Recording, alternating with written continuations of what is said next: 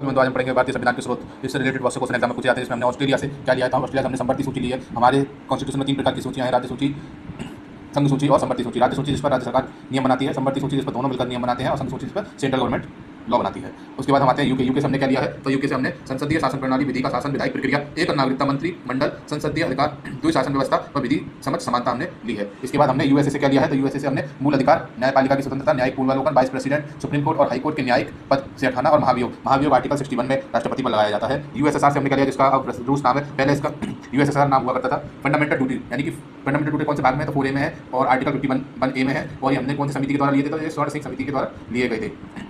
Germany के संविधान को क्या कहते हैं, वाइमर संविधान कहते हैं। और आपातकाल के समय मूल अधिकारों का स्थगन हमने यहाँ से लिया है। आयरलैंड से हमने क्या लिया है, तो आयरलैंड से हमने इलेक्शन के बारे में लिया गया है, निर्वाचन प्रणाली और राज्यसभा की मनोनीत के बारे में भी हमने यहाँ से लिया है। संविधान में संशोधन हमने साउथ अफ्रीका से लिया है, जो कि आर्टिकल 368 में है। फ्रांस से हमने क्या लिया है, स्वतंत्रता, समानता, बंधुता, सब हमने फ्रांस से लिया है, जो कि फ्रांस की क्रांति जो कि 1784 में हुई थी, उसमें से लिए गए हैं। ये हमारे प्रेमबल में लिखे गए हैं। कनाडा से हमने क्या लिया, राज्यपाल की शक्तियाँ, श्रेष्ठ शक्तियाँ हमने कनाडा से लिया। आई होप आपको ये नॉलेज सही लगे।